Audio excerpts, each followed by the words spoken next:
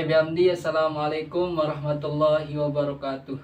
Alhamdulillahirabbil alamin. Alhamdulillahillazi bi ni'matihi tatimmus sholihat. Salatu wassalamu ala sayyidis sadat wa ala alihi wa sahbihi al-aimmatil hudat. Amma ba'du. Baik, sebelum saya mempresentasikan slide PowerPoint saya tentang pendidikan multikultural, perkenalkan nama saya Hamzan Wadi, yang dimana saya kelas 7C PGSD. Nah, pada kali ini saya akan membahas slide PowerPoint yang sudah saya buat, yang dimana di pembahasan pendidikan multikultural ini ada 4 pembahasan yang akan saya bahas. Yang pertama itu pengantar daripada pendidikan multikultural itu sendiri. Yang kedua, konsepsi pendidikan multikultural. Yang ketiga adalah pendidikan dalam konteks instruksional. Dan keempat adalah pendidikan multikultural dalam pembelajaran PKN dan IPS. Oke, yang pertama adalah pada pengantar pendidikan multikultural ini kita akan membahas apa sih definisi daripada pendidikan multikultural itu, apa pengertian daripada pendidikan multikultural itu sendiri. Nah, perlu teman-teman ketahui bahwa pendidikan multikultural itu terdiri dari 2 kata. Yang pertama itu pendidikan, yang kedua adalah multikultural. Nah, pendidikan adalah suatu proses mengembangkan ataupun cara untuk mengolah pikir seorang untuk meningkatkan tingkah laku seseorang menjadi yang lebih baik lagi.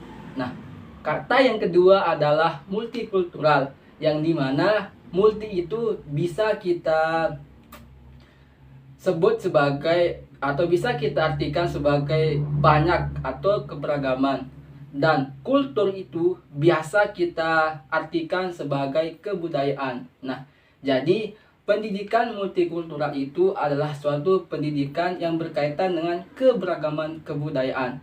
Nah, di slide PowerPoint ini di sana dijelaskan bahwa multikulturalisme merupakan institusionalisasi oleh keanekaragaman kebudayaan yang dimiliki oleh suatu kelompok-kelompok tertentu dalam suatu bidang-bidang. Ya, entah itu pemerintah, bidang kesehatan dan perumahan, ataupun bidang-bidang yang lainnya. Nah, Tilar 2004 mengatakan bahwa multikulturalisme adalah institusionalisasi dan keanekaragaman kebudayaan yang dimiliki oleh suatu kelompok-kelompok tertentu di dalam suatu national state, bahasa, bidang atau sistem hukum, kebijakan pemerintah dalam bidang kesehatan dan perumahan pendidikan. Nah, di sana juga ada pendapat Asy'ari nih teman-teman pada tahun 2004 yang berpendapat bahwa yang dimaksud dengan pendidikan multikultur adalah proses penanaman cara hidup menghormati, tulus, dan toleran terhadap keberagaman kebudayaan yang hidup di tengah-tengah masyarakat plural. Jadi pada materi kebudayaan multikultur ini kita disuruh untuk menghormati sesama kita walaupun kebudayaan mereka itu bermacam-macam. Nah, yang kedua di sini kita akan membahas tentang konsepsi pendidikan multikultural. Nah, pada di sini kita akan membahas apa sih konsep daripada pendidikan multikultural itu. Nah, Hidayat 2021 mengatakan bahwa pendidikan multikultural merupakan domain esensial yang harus dihadirkan dalam konteks pendidikan Indonesia. Nah, pengembangan model pendidikan multikultural melalui 5 macam. Yang pertama, penanaman, pemahaman, dan kesadaran akan keberagaman dalam kesatuan. Yang kedua adalah pengintegrasian domain multikultur secara holistik ke dalam beberapa mata pelajaran. Yang ketiga itu pengembangan konsep dan generalisasi pokok pendidikan multikultural. Yang keempat adalah model pengorganisasian materi pendidikan multikultur. Dan yang kelima adalah pengembangan model penilaian kompetensi multikultur. Nah, model pendidikan multikultur harus bertitik tolak dari kompetensi yang harus dimiliki siswa. Jadi pendidikan multikultur ini harus mengacu pada apa yang dimiliki oleh siswa. Yang pertama itu adalah pengetahuan dan pemahaman terhadap keberagaman. Yang kedua adalah sikap dan keterampilan hidup dalam keberagaman. Yang ketiga adalah sikap, keterampilan, bertoleransi, berdemokrasi, dan berempati terhadap sesamanya. Jadi kita harus ada pada diri kita itu sikap toleransi, saling menghargai, berdemokrasi, nggak mau menang sendiri atau berempati terhadap sesama walaupun keberagaman kebudayaan kita itu bermacam-macam. Yang keempat adalah ketertanggapan dan tanggung jawab sosial. Nah, yang kelima adalah keterampilan merencanakan, melaksanakan, dan mengevaluasi konteks keberagaman dalam kehidupan real. Nah, untuk bisa melakukan hal yang tadi itu, maka guru harus melakukan 4 cara. Yang pertama itu mengintegrasikan materi multikultur itu dalam mata pelajaran atau bidang studi secara holistik.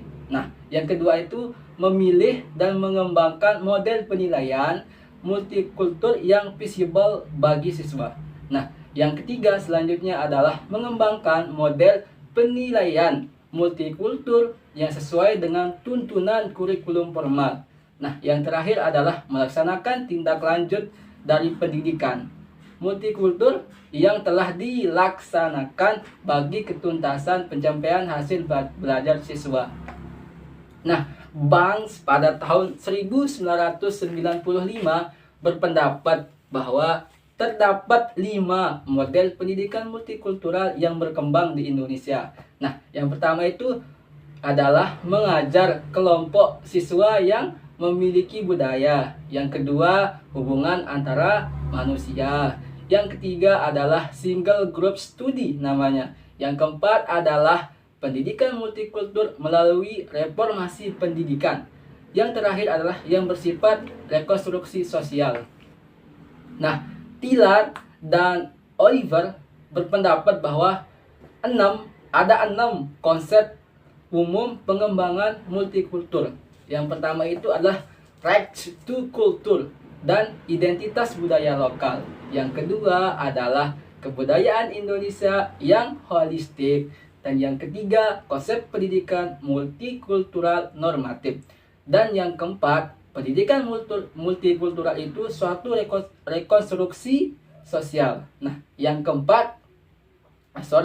kelima, pendidikan multikultural di Indonesia perlu pedagogik baru. Nah, yang terakhir adalah pendidikan multikultural bertujuan untuk mewujudkan visi daripada suatu kebangsaan itu sendiri.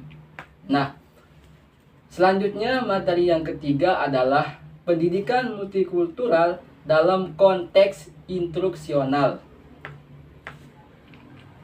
Nah, pada proses pendidikan multikultural ini harus dilaksanakan dalam suasana demokratis.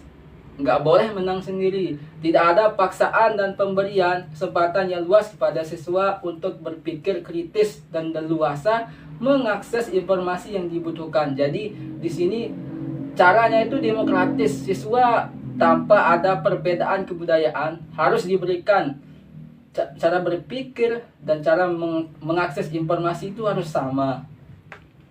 Nah, moralizing yaitu memberikan instruksi perintah ataupun nasihat, wejangan dan pendampingan pada siswa dalam usahanya memahami pluralitas masyarakat. Ada 4 cara. Nah, yang pertama itu modeling. Yang kedua, trias dan errors. Yang ketiga, values clarification technology. Yang keempat adalah conflict resolution. Nah, selanjutnya Suchmet pada tahun 2022 menjelaskan bahwa perhatian pembangunan pendidikan multikultur untuk menghindari bias nasionalisme, yang dimana hilangnya nasionalisme kebangsaan warga masyarakat. Hal itu dilaksanakan melalui 4 cara. Yang pertama nih teman-teman, saya kasih tahu. Yang pertama adalah pengembangan personalita. Yang kedua, mengembangkan pengetahuan dasar tentang masyarakat dunia. Yang ketiga adalah mengembangkan dan kreativitas dengan eksplorasi bebas. Dan yang terakhir adalah pengintegrasian pendidikan daripada multikultural itu sendiri. Nah, selanjutnya James pada tahun 2001 menyatakan bahwa fokus pendidikan multikultural dapat diarahkan pada 5. Yang pertama itu pembentukan karakter, pelatihan hidup bersama. Yang ketiga itu pembentukan jiwa tanggung jawab. Yang 4 itu pelatihan keterampilan sosial dan moral siswa. Dan yang terakhir adalah pengembangan jiwa, keterampilan bertoleransi dan berdemokrasi. Nah, pada pembahasan yang keempat ini, apa sih kaitannya pendidikan multikultural dalam pendidikan PKN dan IPS? Nah, model multikultur untuk menghindari bias nasionalisme ada 4 cara, yaitu pengembangan personalita. Yang kedua, pengetahuan dasar tentang masyarakat dunia. Yang ketiga adalah kreativitas dengan eksplorasi bebas. Dan yang terakhir adalah pendidikan multikultural dalam kurikulum itu sendiri. Mungkin hanya ini yang dapat saya sampaikan pada materi pendidikan multikultural pada slide yang sudah saya buat. Kalau ada kata-kata yang saya salah atau penjelasan saya yang salah, mohon dimaafkan. Assalamualaikum warahmatullahi wabarakatuh.